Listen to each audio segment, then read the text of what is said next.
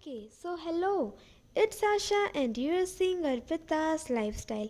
तो हम थे दीघा में और मैं आपको दिखाना चाहती हूँ कि हमने ढेउ सागर में क्या क्या मस्ती की।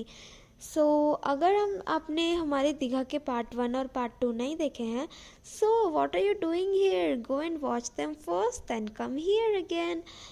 हम जब ढेउ सागर में घुसे हमने टिकट लिया and then we saw a toy train. It's basically a toy train. So we decided to sat and take a tour of ढेउ Sagar, a small tour. हम बैठे और देन वी मूव।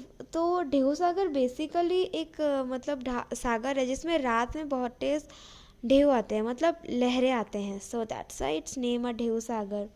और पता नहीं क्यों इसके अंदर इतने सारे लाइट्स थे। इसके अंदर आई लव ढेउ सागर का साइन बोर्ड था और ये कितना क्यूट है नहीं, ये स्टार वाला गेट। और फिर हम अंदर घुसे। हाँ, और इधर ना सेंटा क्लॉस भी थे, मतलब नकली वाले, असली वाले तो मैंने सिर्फ सपनों में ही देखे हैं। मेरे पापा और मेरा भाई थे पार्क में। जी हाँ, इधर इतने सारे पार्क थे, इतने सारे झूला झूलने के ये थे। मेरा भाई तो आ ही नहीं रहा था। तो मेरे और मेरी मम्मी ने सोचा कि let's go to that side. और इधर से भी आपको ढेउ सागर का सीनरी देखने को मिलेगा इस हाथ में चढ़ने के बाद। बट इधर काम चल रहा था, तो बस फिर इतनी मस्ती करने के बाद हम बाहर निकल आए, क्योंकि हम जहाँ गए थे वहाँ फ़ोन अलाउ नहीं था। वो बोल रहे थे कि कुछ काम चल रहा था, दैट्स वाई।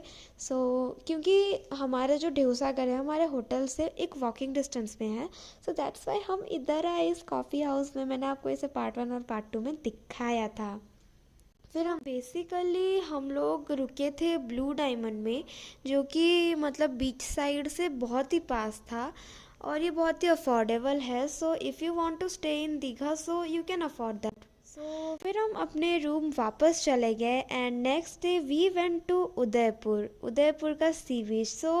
हम जब दीघा में थे तब वहाँ पे सिर्फ ऐसे नहाने का सिस्टम था और बैठने का सिस्टम था, सीनरी देखने का सिस्टम था। बट उदयपुर में खाने का सिस्टम है। जी हाँ, आप बीच में बैठकर खाना खा सकते हो। और यहाँ मेरे पापा क्रैब पकड़े थे और ये ऑक्टोपस, जिसको पता नहीं कि मुझे अभी भी देखकर घिनौना फील आ रहा है।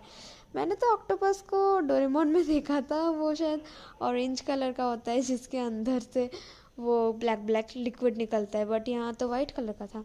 पता नहीं, शायद मरने के बाद कलर चेंज हो गया होगा। Okay, so then we went to Amravati park, जो कि ओल्ड दीघा के कुछ देर आगे है। So it's a basically a nature park. यहाँ पे रोपवे भी था। So if you are a nature lover so you can come here. ये एक बहुत ही अच्छी जगह है। और मुझे ना रोपवे में चढ़ना था, मैं बहुत ज़िद कर रही थी, बट मम्मा भी लाइक पहले पार्क चलो देन। यहाँ मैं और मेरा भाई गोरिल्ला की एक्टिंग कर रहे थे। देन मेरा भाई जो है, मैं बस उन रोपवे को देखते जा रही थी। मैं और मेरा भाई आइसक्रीम भी खा रहे थे, क्योंकि मेरा भाई आइसक्रीम खाने के लिए ज़िद करने लगा, क्योंकि अमरावती पार्क के सामने ही एक आइसक्रीम शॉप है। मेरा भाई इन स्कूल जाने वाले बच्चों की भी एक्टिंग कर रहा था। उसके बाद काफ़ी जिद करने के बाद we finally went to rope way. और यहाँ पता नहीं क्यों मैं इतनी एक्साइटेड हो रही थी। हम नंबर 3 में जा रहे थे और मेरी एक्साइटमेंट का कोई ठिकाना ही नहीं था। बट एक्साइटमेंट बस कुछ ही सेकंड के लिए था, क्योंकि ये रोपवे पानी के मतलब लेक के ऊपर से जा रहा था एंड बेसिकली मुझे हाइट से डर लगता है। मेरी हवा टाइट हो गई। बट कुछ देर आगे जाने के बाद I felt like okay, B strong. बस इतना ही मस्ती करने के बाद हम चले गए एक्वेरियम। एक्चुअली एक्वेरियम भी उसी के आसपास है। उसके अंदर फ़ोन अलाउ नहीं था, मैं ज़्यादा कुछ तो रिकॉर्ड कर नहीं पाई। और ये था एक वेल का स्केलेटन, यहाँ पे लिखा था skeleton of bride well. That's all for today. मिलती हूँ नेक्स्ट वीडियो में जल्दी से। थैंक यू और बाय।